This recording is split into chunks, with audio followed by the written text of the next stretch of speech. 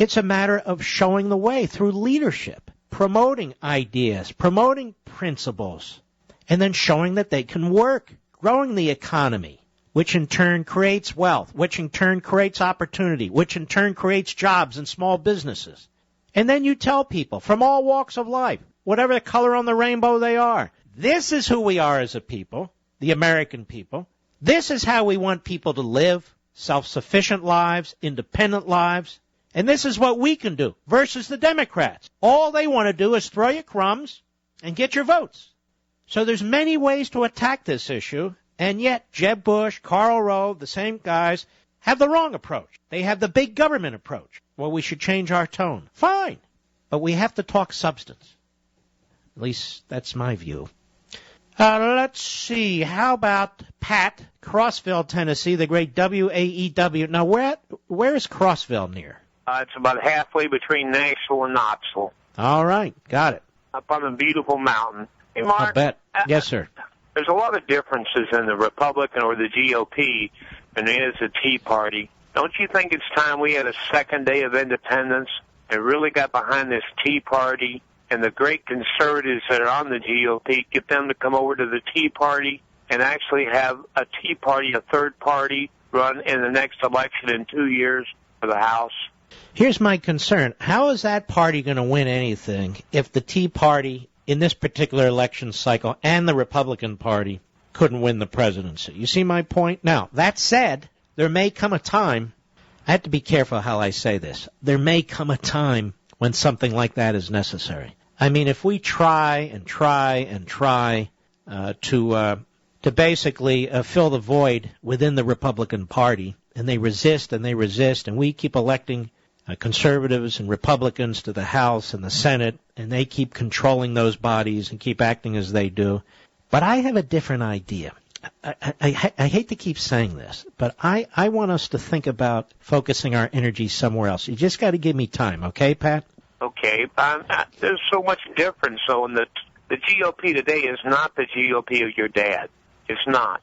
And that has to be changed. Well, you know, but the GOP, the only time the GOP was fairly conservative in modern times was under Reagan. I mean, Nixon wasn't a conservative, Ford wasn't a conservative, the rest of them conservative to a point, but not especially so, Eisenhower, or somewhat, but not especially so. I mean, you got to go way back to Coolidge and so forth to find really conservative, market-oriented constitutionalists who were Republicans. And this is my point. When I talk about the future of the country, why this task, Pat, that you want to pursue and so many other people want to pursue to reverse course, it's so difficult. We basically have a Republican Party that has managed the decline of America, and we have a Democrat Party that keeps pushing the decline of America. Do I have that about right? You're right. All right, Pat. Thank you, buddy. Take care. The people are trying to think of ways out. Out of this box. I get it. I really do. Anna, Ventura, California, the great KVTA. Go right ahead. Well, hi, Mr. Levin. I've never heard your show before until now. Wait a minute. I like that. Hold on now. Mr. Levin. Levin. Oh, I apologize. Levin Levin. No, just call me Mark. Go ahead. Okay, Mark. Well, I'm a By the way, Anna, is that Anna with 2 A's and 2 N's? Yes, it is. I like a name that's spelled the same way backwards and forwards. Go ahead. Isn't that fantastic? I can never forget my name. That's right. But I am one of them California Democrats calling because I was just cut some of your callers, and I don't understand why they're so unhappy about, having a president who cares about this country. This man is trying to put in so that we can all have... Can you hold on 1 second? Sure. Mr. Producer, this isn't a phony phone call, is it? I love this call. Anna, go right ahead. I'm sorry. That's okay. I am for real. I believe you. There's millions of people like you who can see but yet are blinded. It's amazing to me. You live in California. Yep. California is... You're a tree hugger, and you and your tree are about to collapse into a hole of massive debt. And how do you plan to climb out of that? Well, let's see. I work very hard. It doesn't matter. You vote for politicians who are destroying your state. And by the way, when you and that tree fall into that black hole, you're going to leave that tree and climb out of that hole, is my guess. But anyway, how are you going to deal with this? Well, let me make some pointers on us listening to you. No, stick with me. I've noticed on the left we have attention deficit issues. Let's stay focused. Your state is going bankrupt, and you keep voting for liberals to bankrupt it faster and faster. You're chasing out wealth creators, and I'm asking you, what are you going to do about it? Just keep voting for liberals because they care about you? Anybody. What's that? Our state is in the same decline as everybody else's, and we're No, it's not. No, it's not. Your government sucks. People are going to Texas and Nevada. They're going to Florida. They're leaving your state. That's news to me. I'm surprised about that. Because, that's news to you. Where have you been? I've lived in California all my life. All right. You talked about Reagan. When Reagan was the governor of California, that's boring. He brought this state down into almost bankruptcy. No, he didn't. No, he didn't. As a matter of fact, he left a massive... Hold on now, I'm educating you. He left a massive surplus when he left as governor, as a matter of fact. But also... okay, next issue. He was probably one of the worst presidents, and with his trickle-down economics when he left office... Do you have a driver's license? By golly, I do. Can you believe it?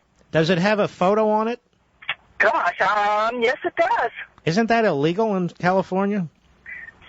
Why? Because we have immigration problems? No, just because, what's the point of a photo ID in California? You can't actually stop anybody and ask them where they're from. That's pretty cool, don't you think? Well, no, not because I think that if you are here legally... Did you vote yesterday? Yes, I did. Democrat all the way.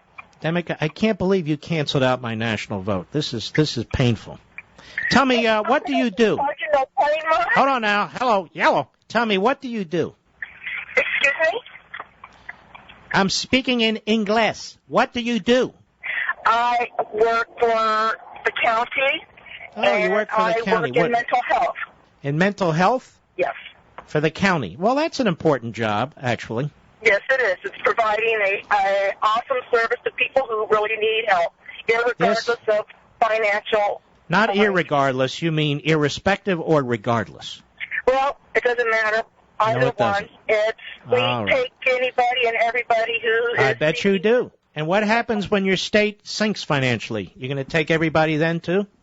Sure. Listen, it's been a blast. It's been very exciting. Thank you for your call. Now, ladies and gentlemen, Stamps.com.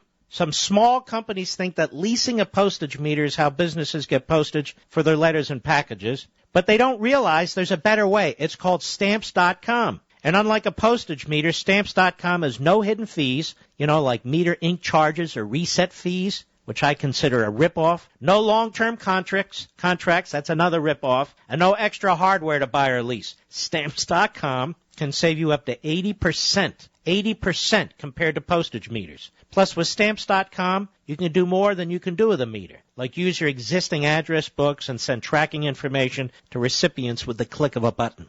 The choice is clear, folks. Stamps.com offers more features at a fraction of the cost. I'm so impressed with Stamps.com, I just found out they were named 2012 Customer Service Team of the Year by the American Business Awards. We use Stamps.com here as well. It's a terrific service, a terrific product. Right now, use my name, Mark, for my special offer. A no-risk trial plus a $110 bonus offer, and that includes a digital scale and up to $55 free postage. That's just to get you to do what you should do anyway. So don't wait. Go to Stamps.com, and before you do anything else, click on the microphone at the top of the homepage and type in Mark. That's Stamps.com. Enter Mark.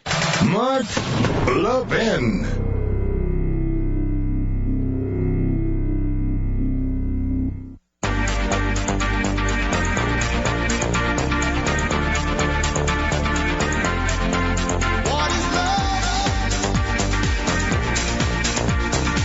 Folks, this has been an extremely difficult 4 years for you, for this country, and it's not going to get any better the next 4 years. It's going to get worse.